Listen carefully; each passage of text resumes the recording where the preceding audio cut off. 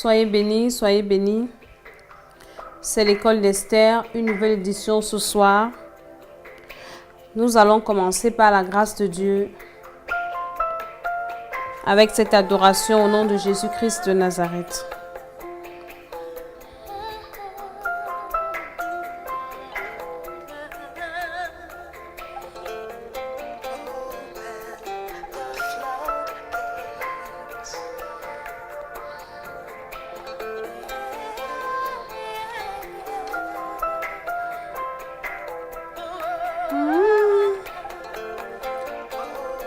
Invite quelqu'un, toi qui es connecté, partage également la vidéo et tu verras ce que le Seigneur fera dans ta vie. Ce soir, nous allons encore parler des aides de destinée, très important.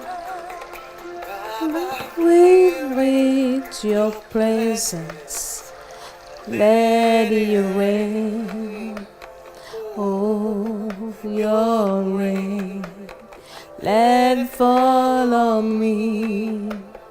We're in your presence, let it rain, your rain, let it fall on me. We're in your presence, let it rain, oh rain. Invite quelqu'un bien-aimé dans le nom de Jésus-Christ. Let it rain, oh your rain, let it fall on me.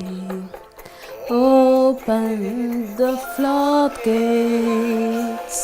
in abundance and call your rain to fall on me, Baba.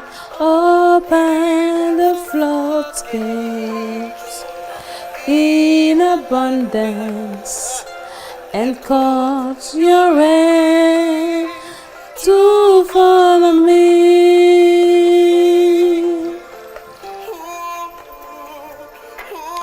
Invite quelqu'un qui sera béni ce soir. Bien-aimé, nous parlons de la destinée. Tout le monde a une destinée et tu dois accomplir ta destinée.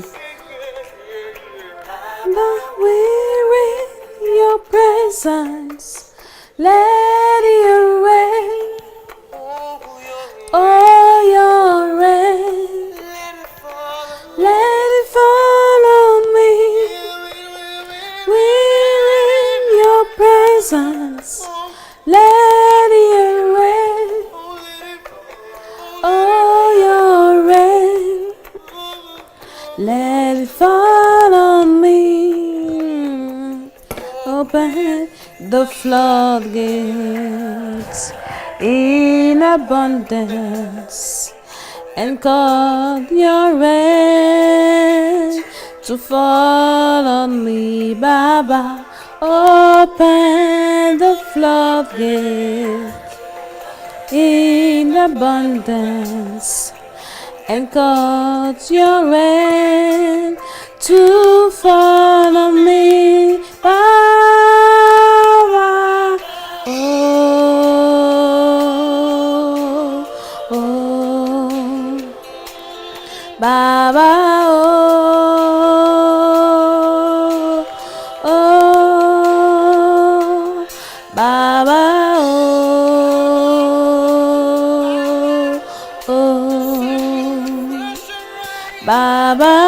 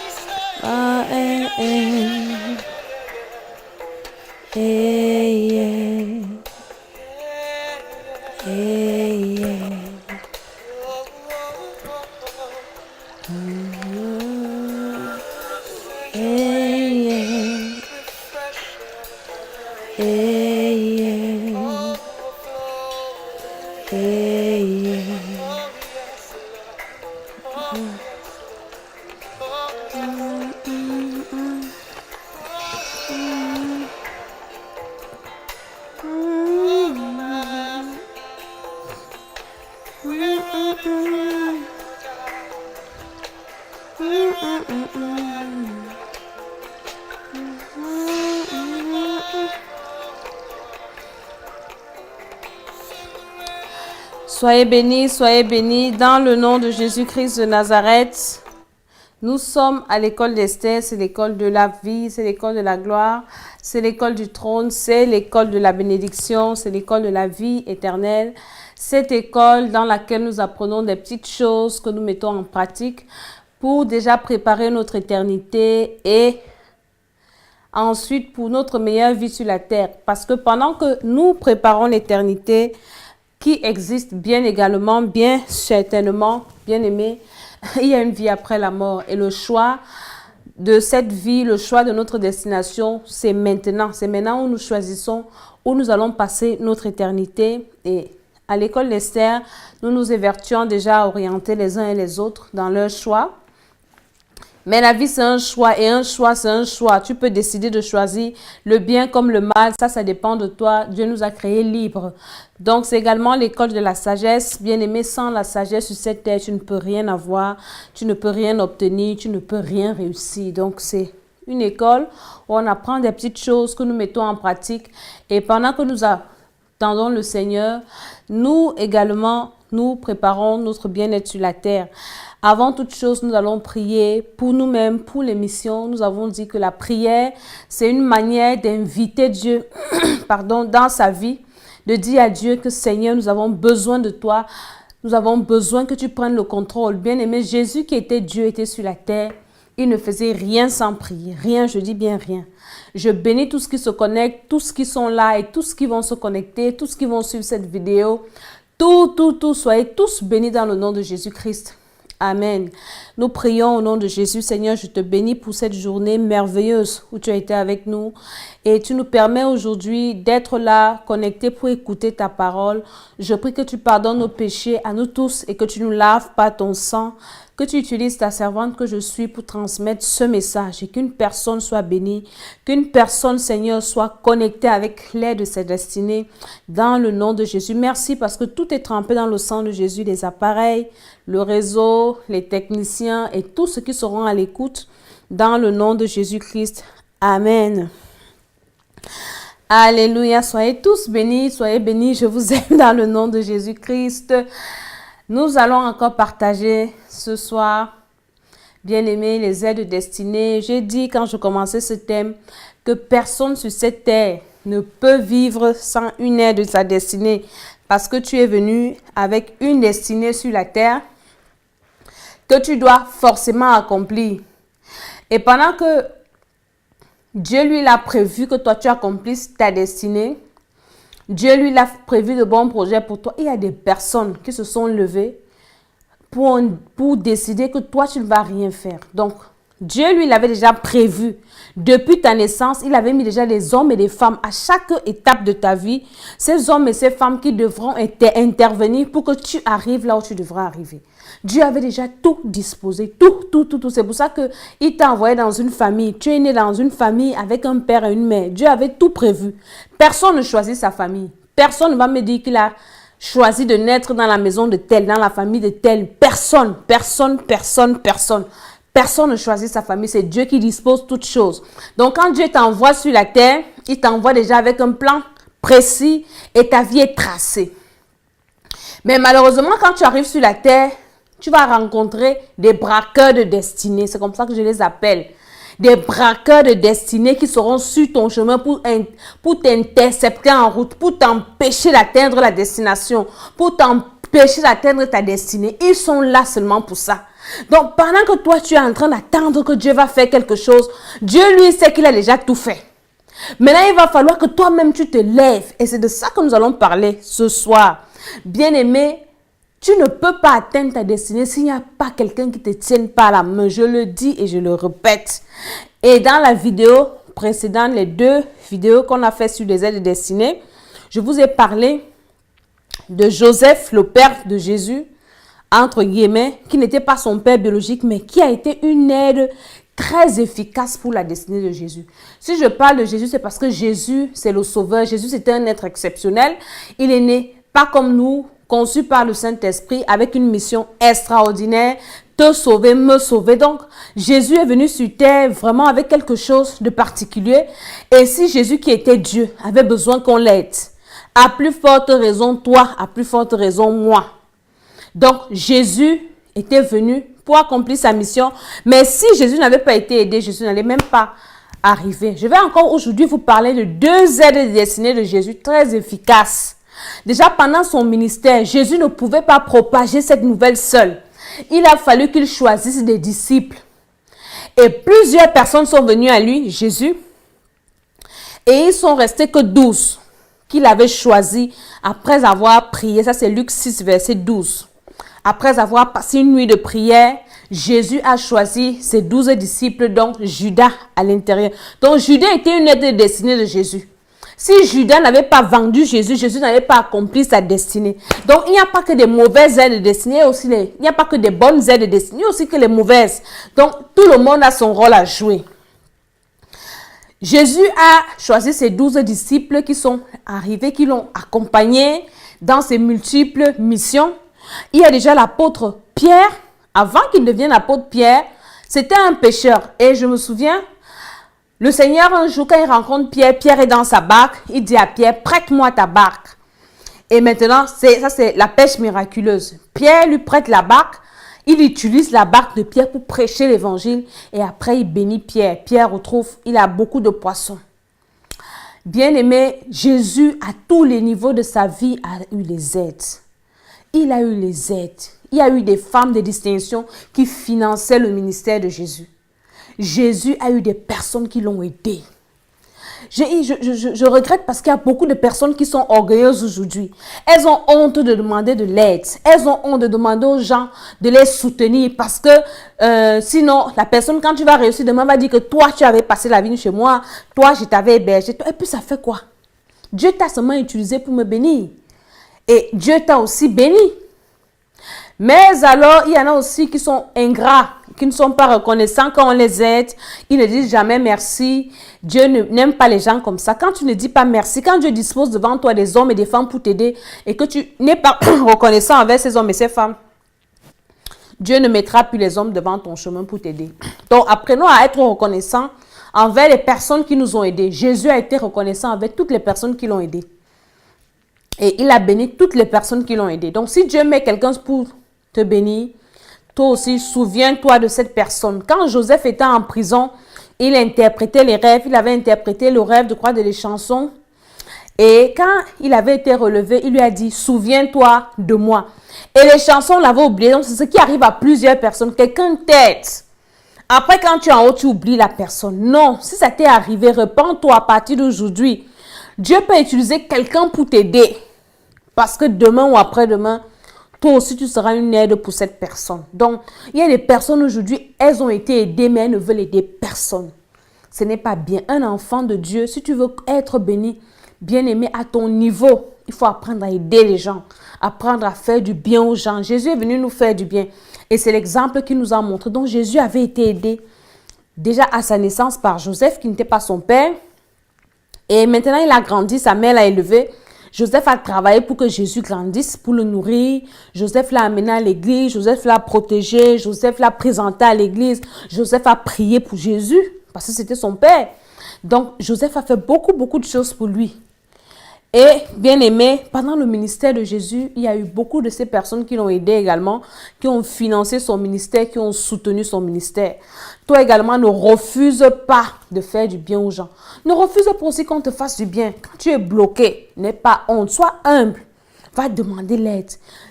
Demander l'aide à quelqu'un est différent de la mendicité. Comprenez-moi très bien. Il y a des personnes qui ne veulent rien faire, qui ne veulent pas se battre, qui veulent vivre seulement sur les dos des gens. Ça, c'est différent.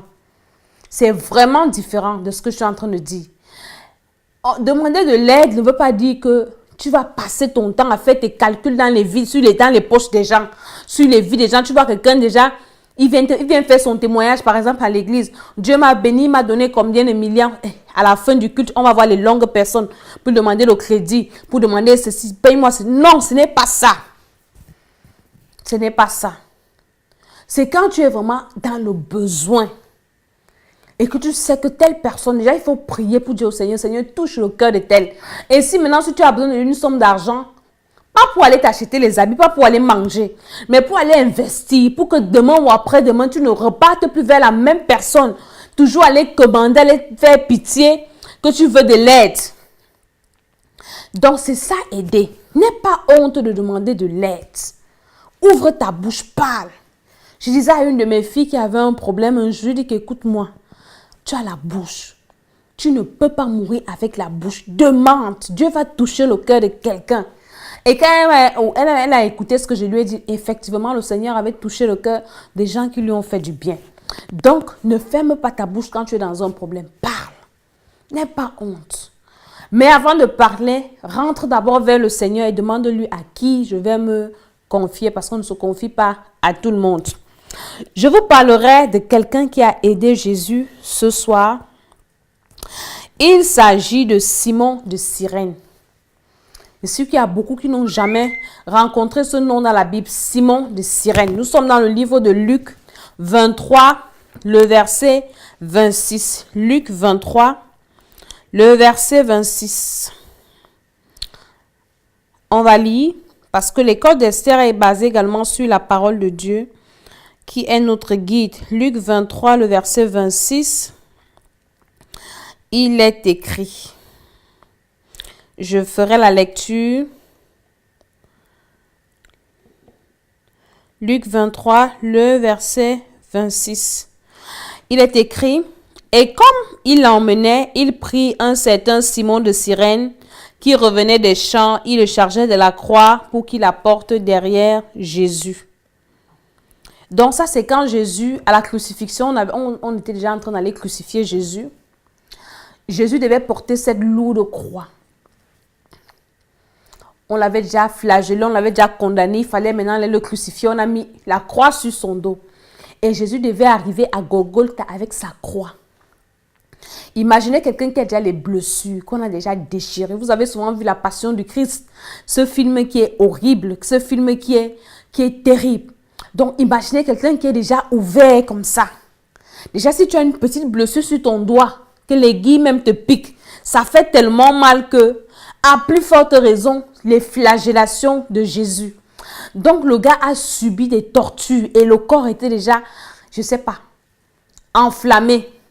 Et maintenant, on prend ce gros bois qui pèse, on met sur son dos, on lui dit que porte ça. Je ne connais pas la distance de l'endroit où on a mis la croix sur lui jusqu'à là où on devait le crucifier. Et Jésus était déjà affaibli.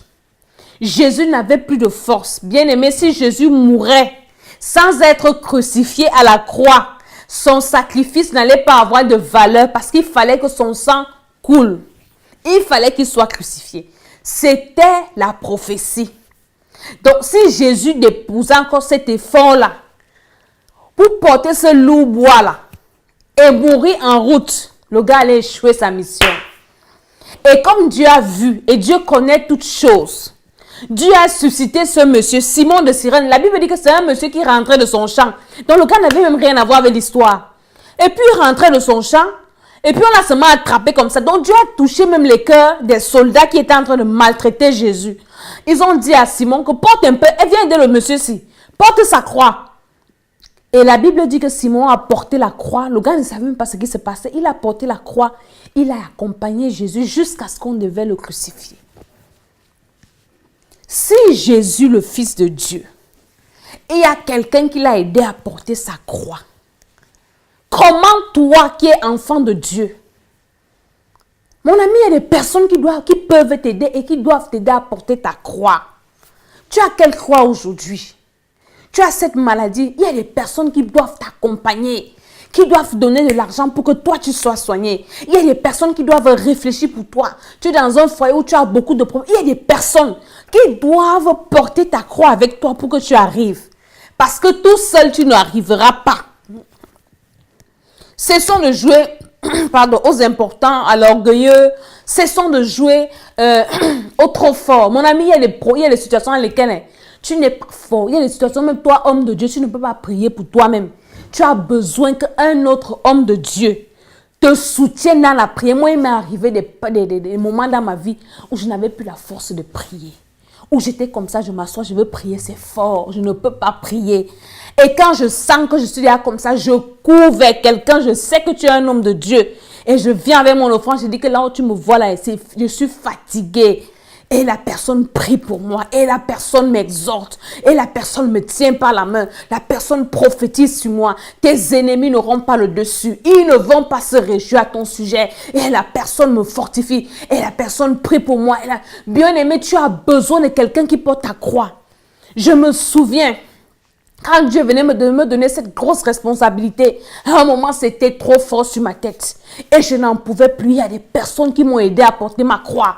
Dans la prière, ils ont prié pour moi. Ils m'ont soutenu dans les moments difficiles. Quand tout le monde me combattait, quand tout le monde me rejetait, quand tout le monde ne voulait pas entendre parler de moi, Dieu a suscité des Simons de Sirène qui ont dit que nous, on va acheter ton problème.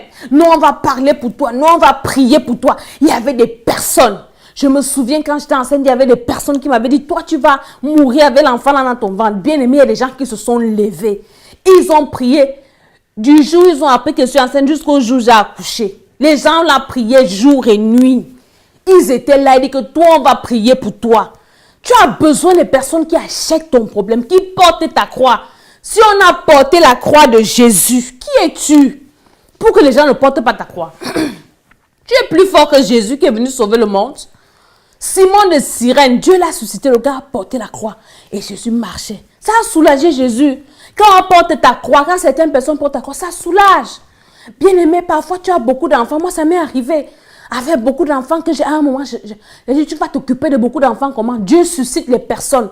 Quand je suis arrivée en France, c'était fort. Je vous ai fait le témoin la dernière fois. Tu as fait quoi avec beaucoup d'enfants comme ça? Les enfants ne savent pas travailler. Les enfants sont habitués à ce qu'on fasse tout pour eux.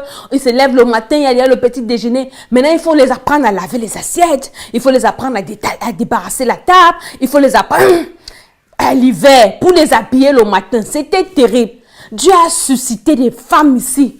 Des mamans, que Dieu bénisse cette femme. Elle est venue, sans te dire que c'est une maman, une grande femme qui travaille dans une grande entreprise ici en France. Elle me dit, maman, repose-toi. Elle lave les habits, elle lave les enfants, elle les accompagne à l'école. Dieu a suscité des personnes. Tu ne peux pas t'en sortir seul. Même dans ton foyer, tu ne peux pas. Il faut quelqu'un qui est passé par là pour te donner des conseils. Même dans ton ministère, tu ne peux pas. Il faut quelqu'un qui te tienne la main. C'est pour ça que Dieu m'a dit qu'il y a des personnes, elles ont besoin qu'on les tienne par la main pour leur dire que c'est comme ça que ça marche. Simon de Cyrène a porté la croix de Jésus et Jésus était soulagé. Malgré sa douleur, le gars il a quand même pu marcher jusqu'à Golgotha, là on l'avait crucifié. Si Jésus mourait en route, c'est que toi et moi ne serons pas là aujourd'hui en train de parler de lui. Il fallait quelqu'un qui porte la croix de Jésus. Et Simon de Cyrène a porté la croix. Arrivé à Golgotha, le gars a remis la croix à Jésus. Quelqu'un qui porte la croix, ça ne veut pas dire que ses problèmes deviennent tes problèmes. C'est pour un temps. C'est un temps de soulagement. Et maintenant, pendant ce temps qu'il porte ta croix, toi, tu récupères tes forces pour continuer ton combat. Parce que c'est ton combat, mon ami. C'est ton combat. La personne ne va pas mener ton combat jusqu'au bout. C'est toi qui dois mener ton combat jusqu'au bout. Donc, la personne vient se battre, te donner un temps de répit. Un temps où tu vas souffler, où tu vas reprendre tes esprits, où tu vas reprendre tes forces. Un temps où tu vas te retrouver. Et pendant ce temps, maintenant, quand tu t'es retrouvé, mon ami, toi-même, tu reprends encore ta croix, tu continues ton chemin avec. Jusqu'à ce que quand tu es encore fatigué, Dieu va encore susciter quelqu'un en route. Et la personne va encore faire. Je ne sais pas quelle est ta croix. Peut-être tu as des enfants têtus, des enfants rebelles. Voilà ta croix. Un jour, je me souviens, mes enfants étaient attaqués comme ça. L'enfant dort la nuit, commence à pleurer. J'ai prié sur les enfants, c'était fort. Un jour, je m'en vais voir ma femelle. Je dis, maman, Mes enfants, je ne sais pas ce que je vais faire avec les enfants. Les enfants sont troublés la nuit. Ma mère me dit, tu pleures, tu souffres. Tu as les pasteurs dans ton église. Envoie-les chez les pasteurs vont prier pour eux. Et j'ai commencé, mais je dis, j'avais oublié l'autre idée là. Je pensais que moi, ça, je pouvais prier pour eux. J'ai commencé tous les mercredis. J'ai dit aux enfants, vous ne mangez pas jusqu'à midi. À l'église. Ils avaient les pasteurs là-bas. Les pasteurs prient. J'ai appelé un pasteur. Je dis que je vais commencer à t'envoyer mes enfants tous les mercredis parce qu'ils rentrent de l'école à midi et tu vas prier pour eux. Et le pasteur a commencé à prier. Ils partent le matin, ils sont fâchés. Je dis que vous allez jeûner jusqu'à midi. Vous rentrez et le pasteur prie. Et ça a commencé à avancer. Bien aimé, il y a des choses que tu ne peux pas tout faire seul. Tu ne peux pas tout faire toi seul. Tu ne peux pas. Il y a des combats que tu ne peux pas mener seul. Il y a des batailles où tu ne peux pas. Tu ne peux pas les livrer tout seul. Tu as besoin des aides. Des gens qui vont t'aider. Qui vont t'aider dans tous les domaines. Parfois, tu as besoin de gens qui vont seulement parler pour toi. Des gens même qui vont te défendre. Je me souviens un jour, il y a une dame, après ma consécration, qui était venue m'insulter devant mon portail. Pourquoi? Parce que j'avais aidé sa fille. Elle avait sacrifié sa fille et moi j'ai pris. D'abord, quand je priais pour la fille à l'église, le démon parlait en elle. Et le démon était... Et donc, la mère qui avait possédé l'enfant était en furie. Elle est donc venue devant mon portail pour me dire que c'est ma fille. Tu ne peux rien contre elle. Laisse ma fille tranquille. Et la femme là m'avait insulté. Insulté. Je ne pouvais pas sortir de chez moi pour aller la répondre. Mais Dieu a suscité quelqu'un, mon petit frère arrivé. Il a garé sa voiture. Elle avait quitte-la vite. Tu viens pas devant les maisons, tu es qui? Mon ami, s'il ne venait pas chasser la femme, elle allait toujours être là pour m'insulter. Tu as besoin parfois de personnes qui vont parler pour toi. Qui vont dire aux gens que arrêtez de fatiguer telle personne. Tu as besoin de gens comme ça. Tu as besoin de personnes qui vont t'aider à porter ta croix. Quelle est ta croix? C'est toi qui connais ta croix. Tu en as besoin. Simon de Cyrène, retiens cela. Et ton sujet de prière ce soir pour dire à Dieu que Seigneur, suscite les Simon de Cyrène dans ma vie. Je suis fatiguée. Je vais faire comment? J'ai besoin de Simon de Cyrène. Aujourd'hui, Dieu t'a élevé. Je fais des émissions. Après ça, je vais faire maintenant le direct sur ma page Femmes de distinction. Le Seigneur m'a parlé de commencer à parler aux femmes des leaders, les femmes pasteurs, les femmes de pasteurs, parce qu'on a des combats particuliers. Et j'ai commencé avec une vidéo. Il y a beaucoup qui m'ont écrit, sont bénis. Merci, Maman Tchala, pour ces enseignements. Parce que, bien aimé, je vous ai dit que malgré mon jeune âge, le Seigneur m'a fait passer par le feu. Elle dit, je restais comme ça parfois. Je demandais à Dieu, Seigneur, qu'est-ce que tu veux m'enseigner? Seigneur, tu m'emmènes où c'était fort. Il y a des jours où tu pleures comme ça, Seigneur, qu'est-ce que tu veux que... Le Seigneur, il t'a dit que mon ami, si tu ne passes pas par là, tu vas témoigner quoi? Qu'est-ce que tu vas dire aux gens? Et c'est maintenant que je comprends. Quand je m'assois, je ris. Je te raconte ce par quoi je suis passée en riant. Pour te dire que mon ami, ce que tu passes à travers là, c'est petit. Dieu est capable de te relever au milieu de 10 000 personnes. Même si le monde entier est contre toi, Dieu peut te donner la victoire. Dieu peut te protéger. Oui, moi, il y a des personnes qui m'avaient dit en face que toi, tu vas mourir. Toi, là, comme tu es enceinte, tu vas mourir. Bien aimé, aujourd'hui, je suis en train de vous parler. Et toutes ces personnes qui se sont levées, Dieu les a humiliées de façon spectaculaire et extraordinaire.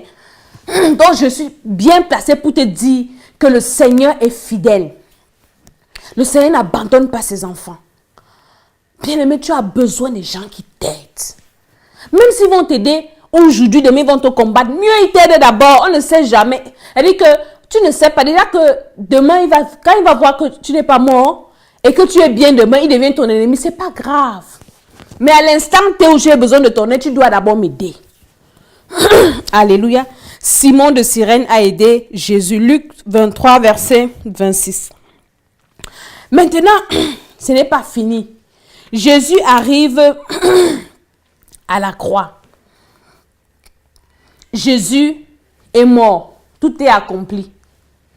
Maintenant, voici le corps de Jésus qui est sur la croix. Jésus fait comment? Il est sur la croix.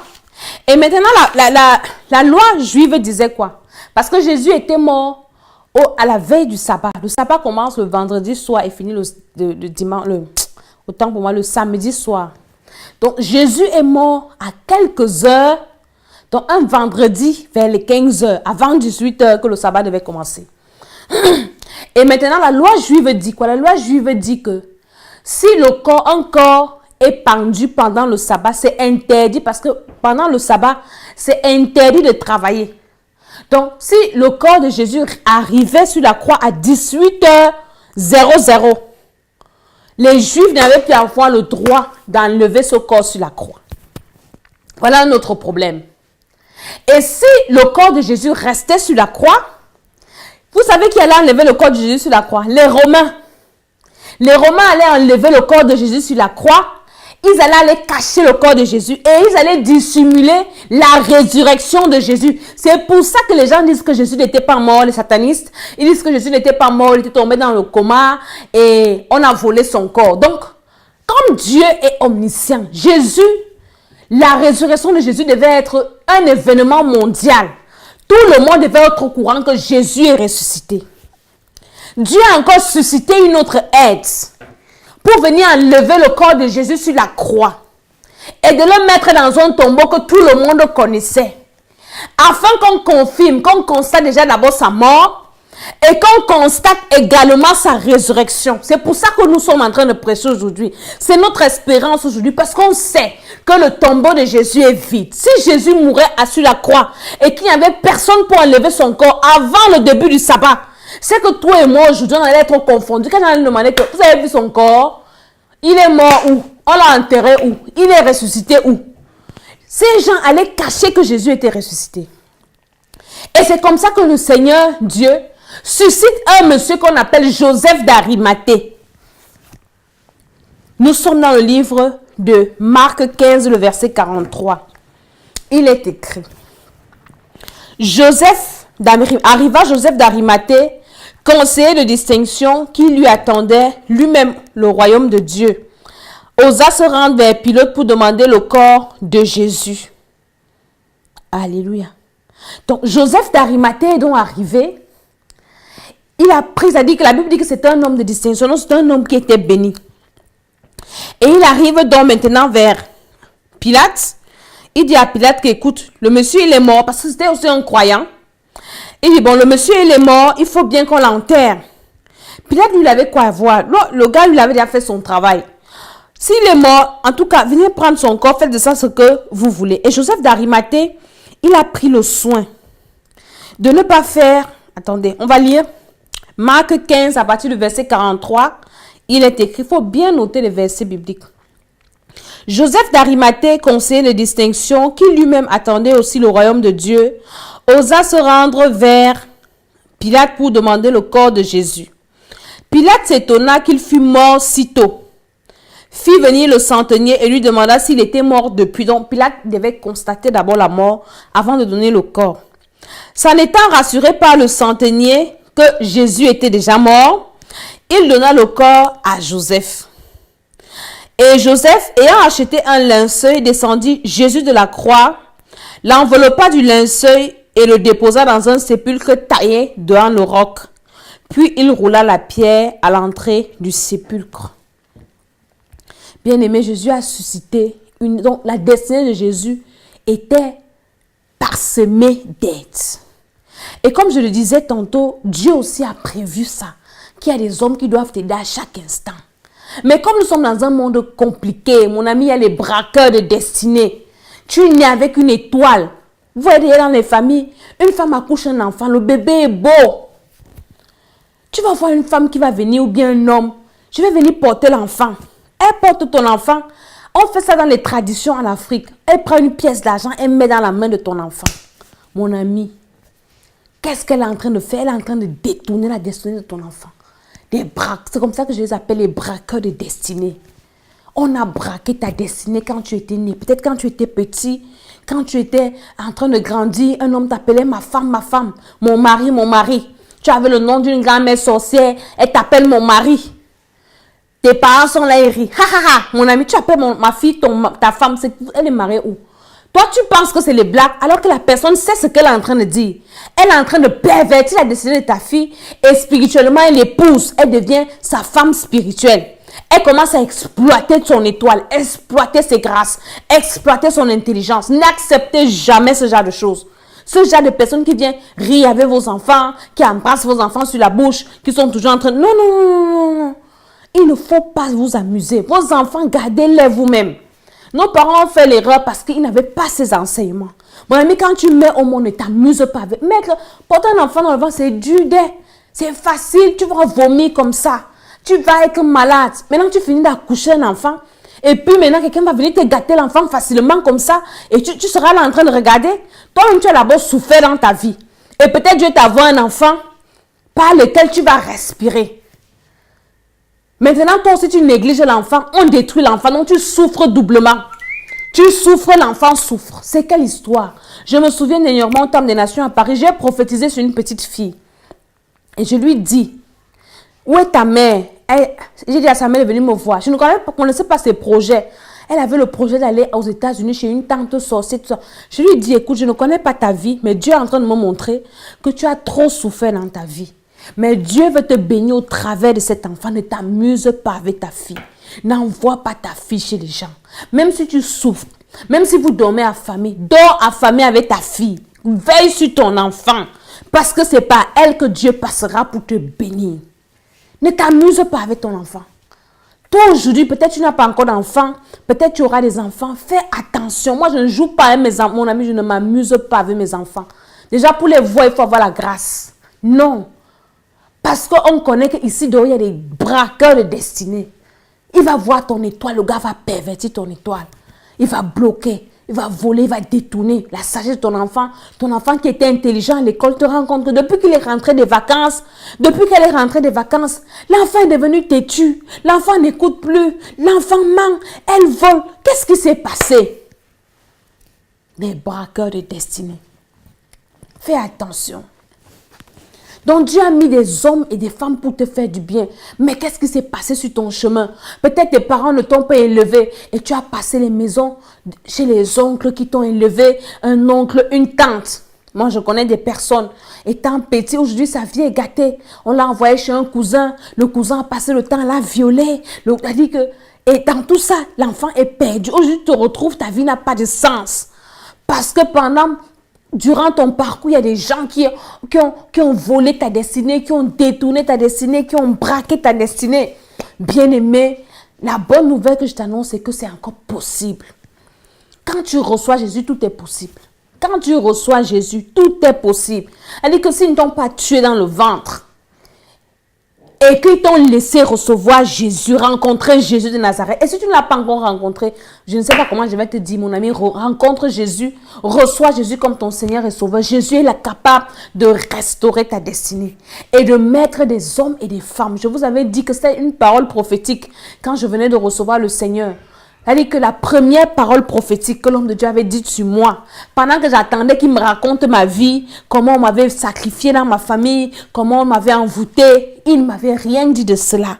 Mais la première et la seule parole prophétique qu'il avait dite sur ma vie, le premier jour, c'était que Dieu mettra des hommes et des femmes sur ton chemin pour te faire du bien. Et j'avais noté ça. Je n'avais pas d'abord compris, ça m'avait même d'abord énervé.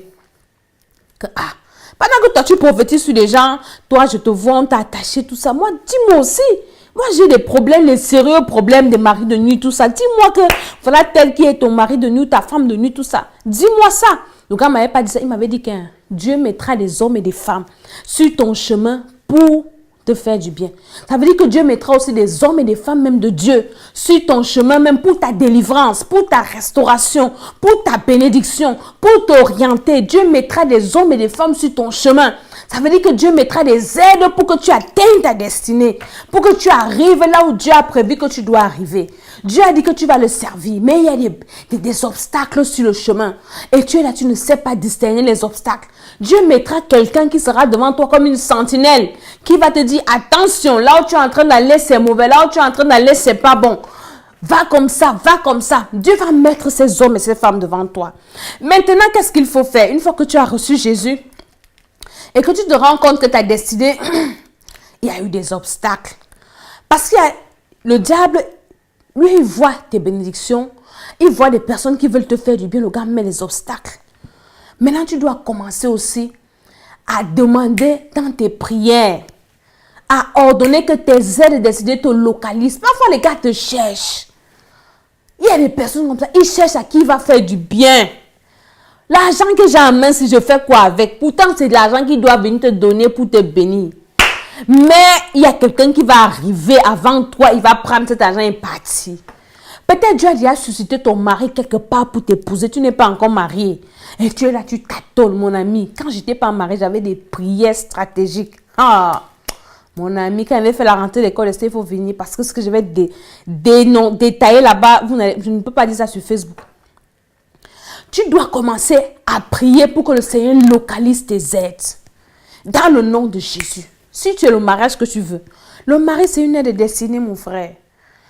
C'est quelqu'un avec qui tu vas prier. C'est quelqu'un avec qui va partager tes douleurs, qui va partager tes peines.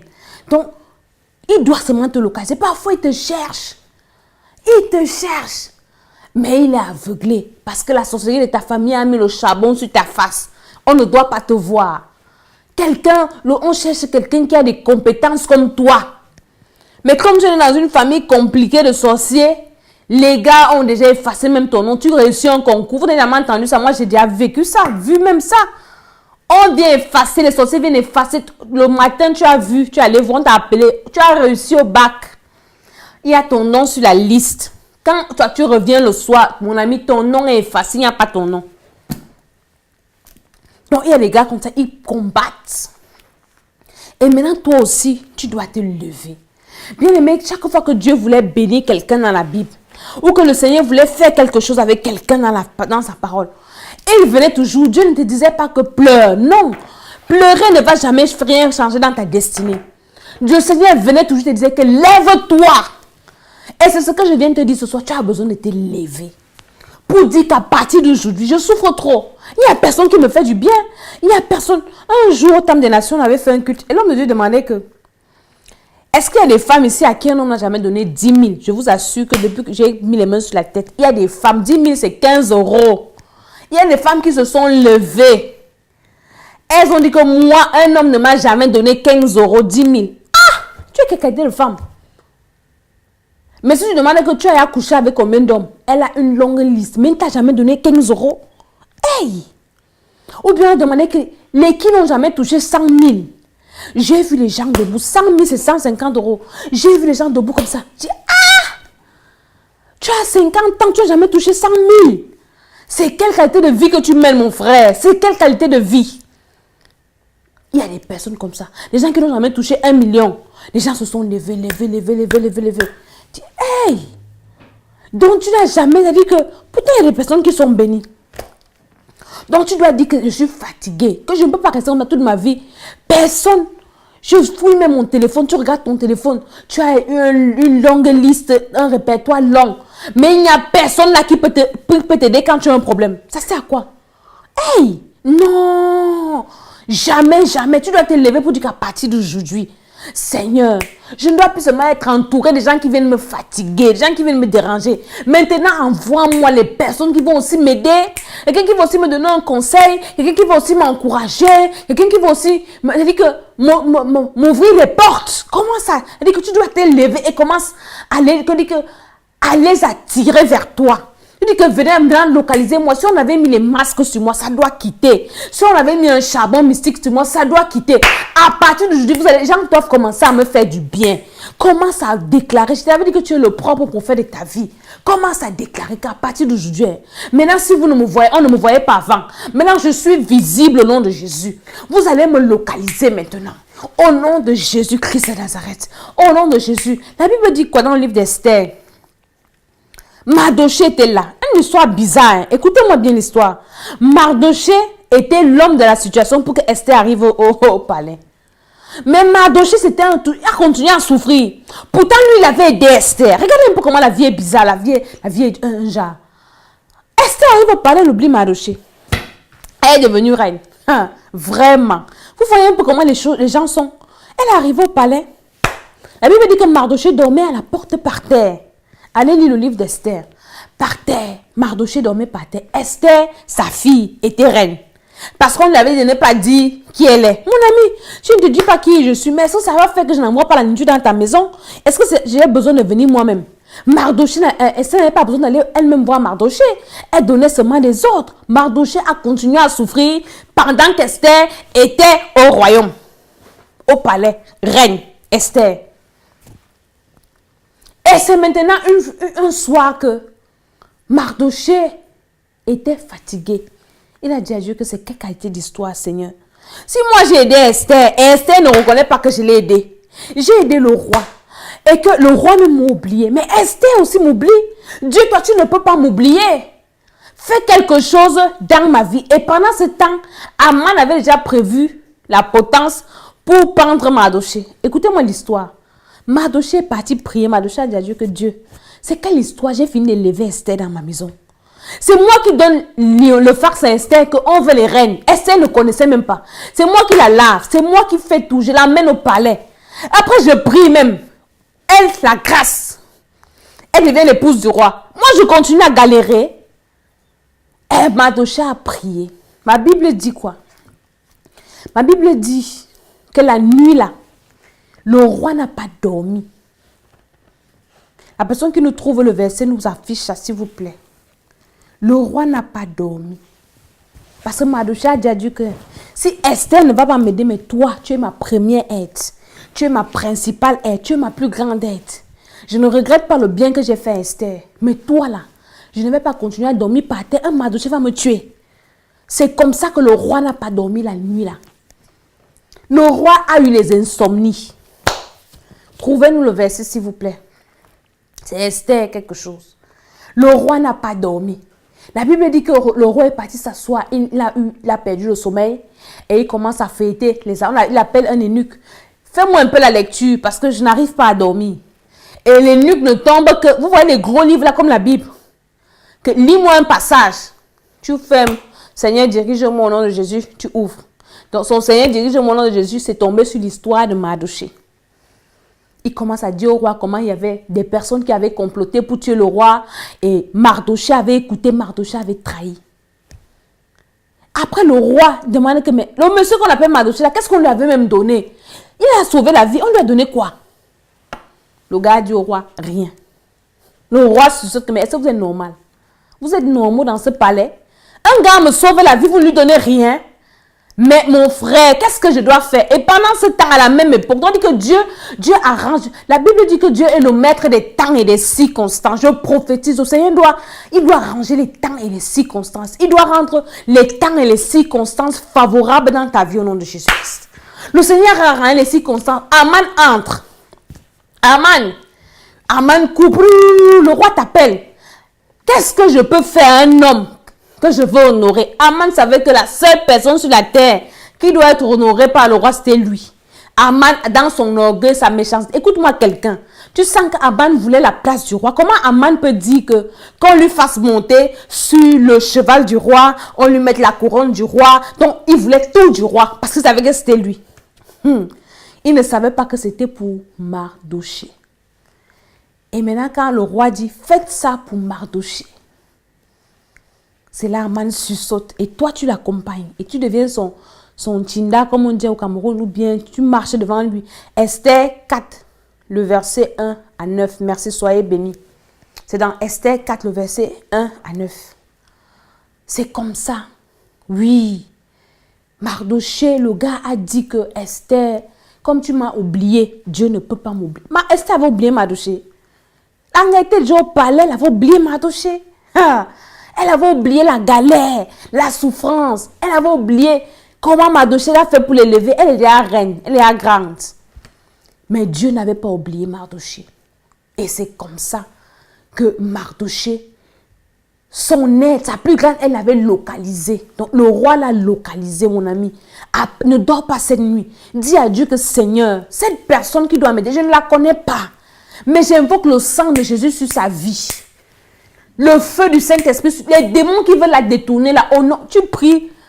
Comme on dit souvent que tu portes plainte à un inconnu, tu pries pour un inconnu que tu ne connais pas, mais c'est ton aide. Seigneur, cet homme, cette femme qui doit m'aider à avancer, qui doit m'aider dans mon projet, qui doit m'aider dans mon entreprise, qui doit m'aider dans mon ministère, qui doit m'aider. J'envoie le feu du Saint-Esprit. Bien aimé, quand tu n'es pas marié, commence à dire à Dieu que Seigneur, cet homme-là que je ne connais pas, cette femme-là, le feu du Saint-Esprit, commence à prier même pour sa délivrance. Je ne connais pas de quelle famille elle viendra, mais je sais que s'il y a la sorcellerie, le feu, la sorcellerie de sa famille ne va pas la détruire. Le diable ne va pas finir son argent afin qu'il me rencontre. Parce qu'il ne faut pas qu'il arrive quand il est à dépouiller, pauvre et tout ça. Là, c'est là où il dit qu'il vient t'épouser. Non! Le travail se passe maintenant. Aujourd'hui, les gens voient les bénédictions. Mon frère, pour me marier, j'ai prié avant comme ça. Je ne savais pas pour qui je priais, mais je priais. Je dis, Seigneur, il doit venir avec toutes ses grâces. Il doit venir avec, en bonne santé. Il doit venir avec tout son argent. Il doit venir avec tout. Il ne doit pas venir me rencontrer quand il est fini. Non! Ça se prépare. Rien n'est au hasard sur la terre. Tout se prépare. Quand tu n'as pas préparé, tu n'auras que les miettes. Tu n'auras que les miettes. Donc même tes aides destinées là, tu peux les préparer. Tu dis que Seigneur, j'ai besoin d'une aide comme ça. Je veux peut-être voir, je suscite quelqu'un qui peut m'envoyer une invitation. Quelqu'un qui va m'accueillir. Quelqu'un qui va me bénir. Quelqu'un qui va... Mon ami, tu commences à susciter. Et tous les jours, tu pries pour cette personne que tu ne connais pas. Tu pries pour sa délivrance. Tu pries pour sa restauration. Tu pries. Je me souviens un jour, on m'avait refusé le visa des États-Unis.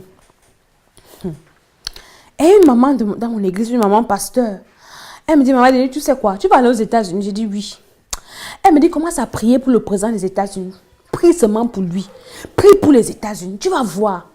Maman, j'ai commencé à prier pour Barack Obama. Il connaissait Barack Obama où? J'ai commencé à le bénir. Prier pour sa femme. Prier pour les États-Unis. Seigneur, je bénis les États-Unis. La prochaine fois que je suis allée demander le visa, ils m'ont donné 1 an sans discuter.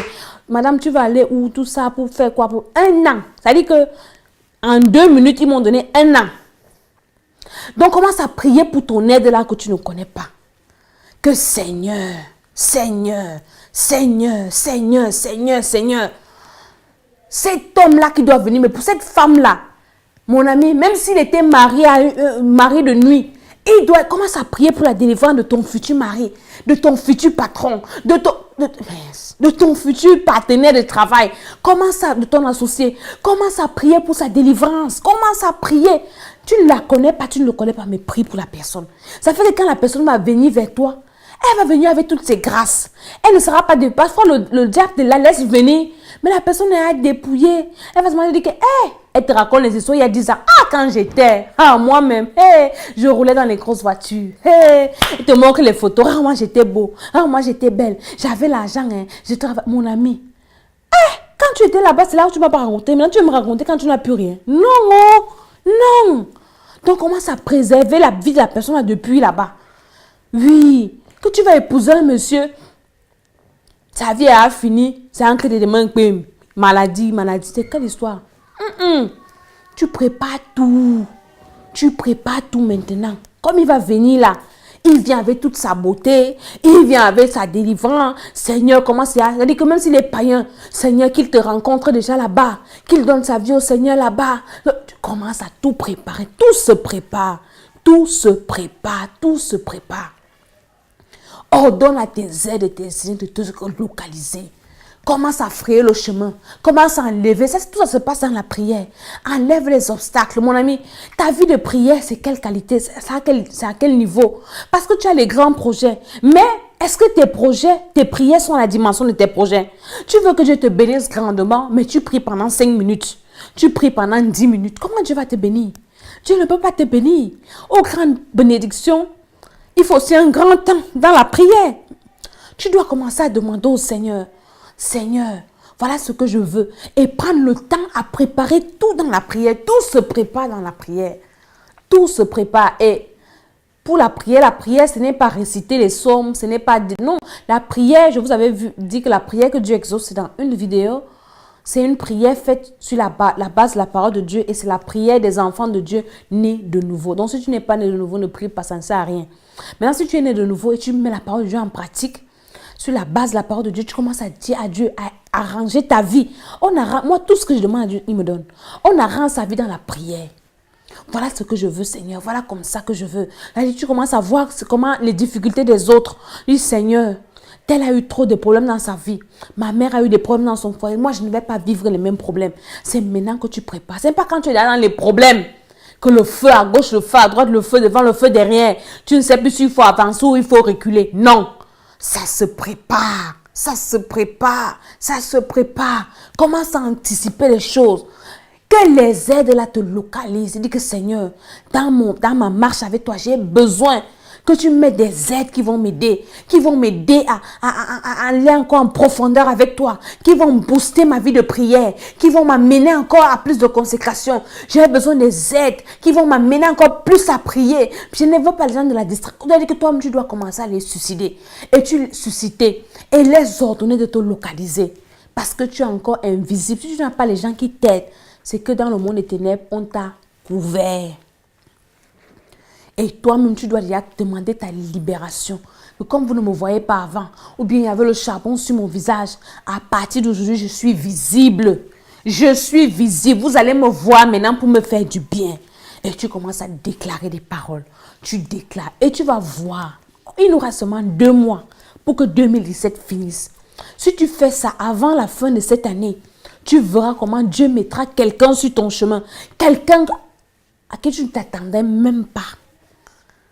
Vous pensez que les miracles se passent comment? Je vais dire que moi, je ne pensais même pas. Et Dieu va toucher le cœur de quelqu'un quelque part.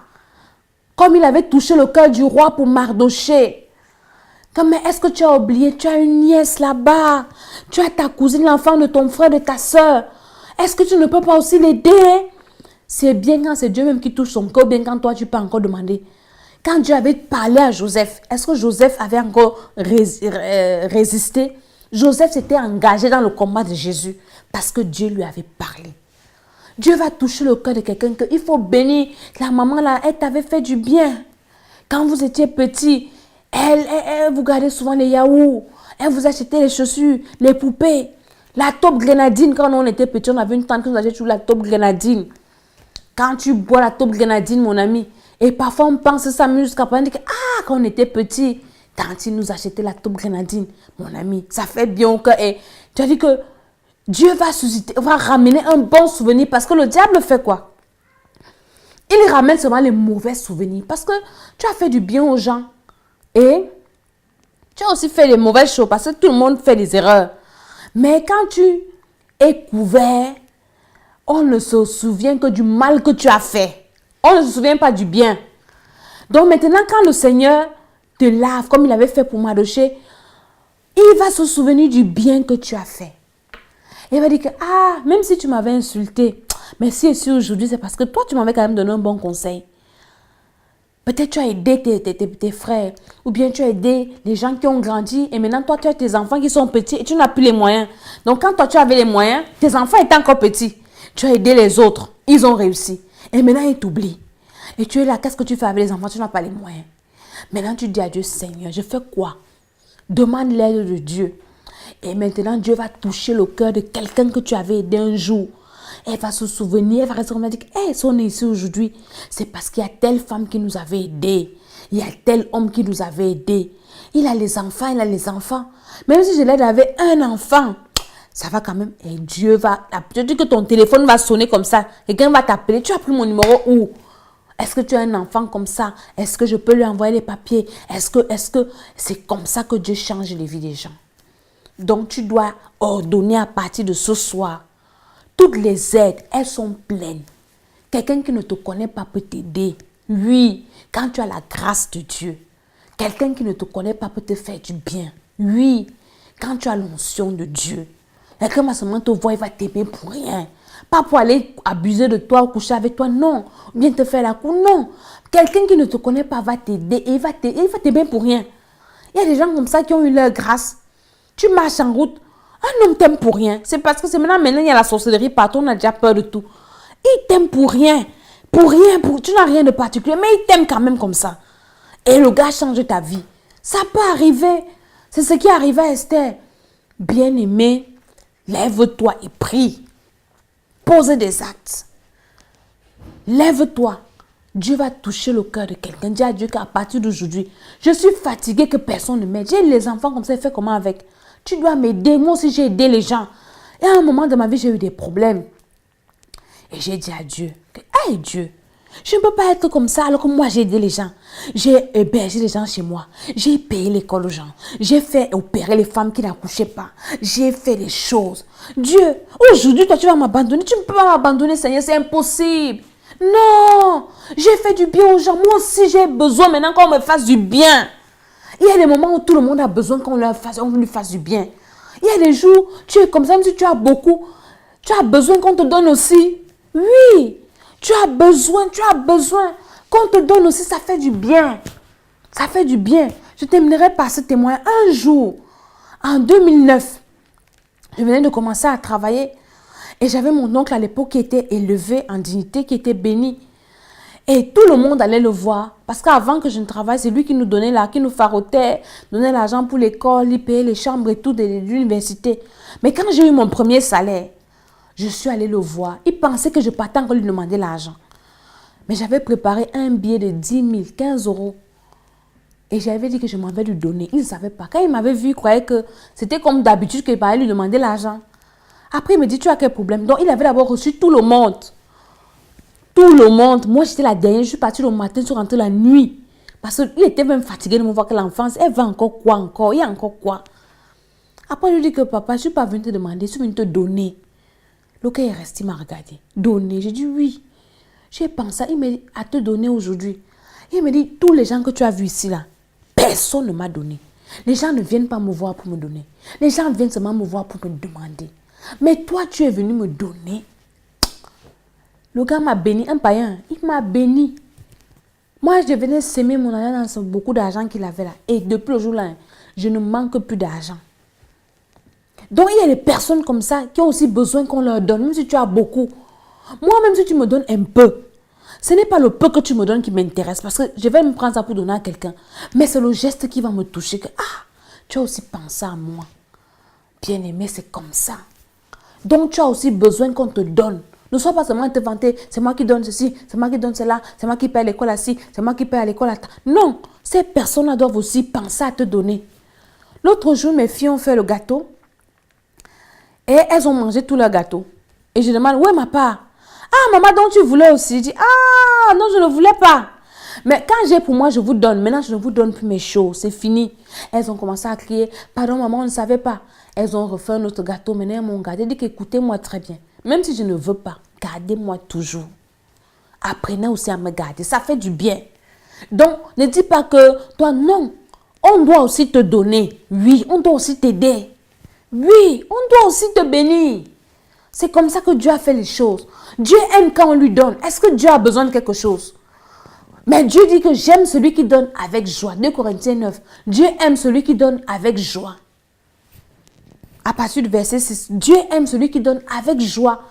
Donc même quand on donne à Dieu, Dieu est content. Est-ce que Dieu a besoin de quelque chose? Non. C'est comme ça que Dieu a fait la terre. Alléluia. Je vais m'arrêter là pour ce soir. Les aides destinées. Donc lève-toi. Commence à les susciter. Commence à les appeler vers toi. À les attirer. Où qu'ils se trouvent. Peut-être que le diable les a emprisonnés quelque part. Quelqu'un qui doit t'aider, il est encore emprisonné quelque part. Commence à prier pour sa délivrance. C'est pour ça qu'il faut évangéliser. Commence à déclarer que si tu es enchaîné quelque part, le feu te libère au nom de Jésus. Tu dois me localiser. Tu dois me retrouver où je suis. Je t'amène où je suis. Avec ce que tu dois me donner. Au nom de Jésus-Christ de Nazareth. Et c'est ça. Vous allez voir comment ta vie sera. Tu verras comment ta vie. Il y a des choses qui vont changer. Bien aimé, moi j'ai des témoignages. Si je commence à ouvrir, je faisais mon témoignage à un de mes frères il y a l'autre jour. Je dis, mon frère, ma part de grâce, je n'ai pas encore prêché sur la grâce. Je vais faire un séminaire spécial sur la grâce. Quand je fais le séminaire sur la grâce, je suis pas sur Facebook, je vais faire un live comme ça. Parce que je communique la grâce. Je dis que mon frère, ma vie c'est une vie de grâce. Quand je commence à lui raconter, il me dit, maman, t'as pas de grâce. Je dis que non, laisse ma part de grâce, c'est trop compliqué. Elle dit que Dieu m'a maudit avec la grâce. Elle dit quand on dit à quelqu'un que je ne sais pas, ma vie n'est que grâce. Grâce, grâce, grâce, grâce, grâce, grâce. La grâce est une faveur imméritée. Elle dit quand je m'assois comme ça, je regarde tout ce que Dieu fait. C'est tellement extraordinaire. Donc quand je ferai le séminaire de la grâce, ce n'est pas par Facebook. C'est un séminaire en live, comme ça. Je dis que tu es en face de moi et je te communique la grâce. Donc, bien-aimé, ne dors pas cette nuit sans susciter les aides de ta destinée. Ils sont cachés quelque part. Ils sont bloqués quelque part. Il faut qu'ils viennent. Fraye leur chemin. S'il y a les montagnes devant eux, ordonne aux montagnes de s'aplanir. Ils doivent venir. Fraye le chemin. Ils doivent te localiser. Les aides de ta destinée. Au nom de Jésus-Christ. Amen. Dans quelques minutes, je vais recommencer. Je vais faire l'émission sur les femmes des leaders, les femmes des pasteurs. Donc, je dirais, sera sur ma page Ministère Femmes de Distinction. Aimez cette page, partagez-la également sur une page Facebook. Et vous serez bénis. Si tu aspires, si tu veux aussi être la femme d'un grand, il faut venir écouter ce que je vais dire là-bas. Ou bien si tu es la femme d'un grand et tu n'arrives pas, tu ne te retrouves pas, viens aussi écouter ce que je vais dire là-bas. Parce que c'est un ministère. Être la femme d'un grand, ce n'est pas tout le monde. Et c'est tout le monde qui épouse un gars qui est béni. Bien qui est un gars bien. Je dis souvent aux gens que mon ami, tout le monde peut avoir ma grâce. Ou tu vas trouver un gars qui a déjà tout et puis tu peux entrer. Non. Il y a d'autres que tu vas épouser un monsieur qui se cherche. Et vous allez chercher ensemble, vous allez souffrir. Il y a d'autres que tu arrives, que c'est déjà tout, le décor est déjà planté, tu entres seulement. C'est une affaire de grâce. Donc, si tu aspires, je te dirai ce qu'il faut faire et comment est-ce qu'il faut marcher. Je vais prier avec toi ce soir pour qu'on se sépare, que le Seigneur réveille ton esprit et que tu te lèves à partir de ce soir pour commencer à appeler les aides de ta destinée, où qu'ils se trouvent, du nord au sud, de l'est à l'ouest, tu les appelles et ils vont te localiser dans le nom de Jésus-Christ de Nazareth. Le Seigneur ne va pas les faire, cette nuit ils ne vont pas dormir. Le Seigneur va troubler leur sommeil cette nuit comme il a troublé pour le roi. Jusqu'à ce qu'ils te fassent du bien, ils n'auront pas de paix. Commence à troubler leur vie, que tant que tu ne m'aides pas, tu ne seras pas en paix. Oui, parce que cette aide va t'aider à décoller. Et quand une fois que tu auras décollé, toi aussi tu pourras aider les autres. Et c'est comme ça. Parce qu'une personne ne peut pas aider tout le monde entier. Souvent dans les familles, qu'est-ce qu'on faisait? On aide une personne par famille. Parce qu'une fois qu'on t'a aidé dans la famille, toi aussi tu aides tes frères, tu aides tes soeurs. Donc c'est comme ça. Si la personne a tête, toi aussi tu vas aider d'autres personnes. Commence à troubler le sommeil de cette personne. Et je prie que le Seigneur t'aide cette nuit à faire ce travail. Au nom puissant du Seigneur Jésus-Christ. Amen, amen, amen. Soyez bénis, partagez la vidéo. C'est l'école d'Esther. Nous allons vous communiquer les nouvelles adresses dans le nom de Jésus-Christ. Abonnez-vous à notre chaîne YouTube, Dame des Nations. Et aimez ma page Facebook, Ministère Femmes de Distinction. Il y a également la page Dame des Nations. Donc, c'est sur Femmes de Distinction que je ferai des directs pour les vidéos des femmes. Soyez bénis dans le nom de Jésus-Christ. La nouvelle adresse de la salle, on va vous la communiquer.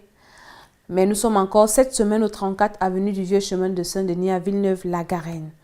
Donc, je vous bénis tous. Soyez bénis, soyez protégés. Et vraiment que le Seigneur mette sur vous devant vous des hommes et des femmes qui viendront vous faire du bien. Au nom de Jésus-Christ.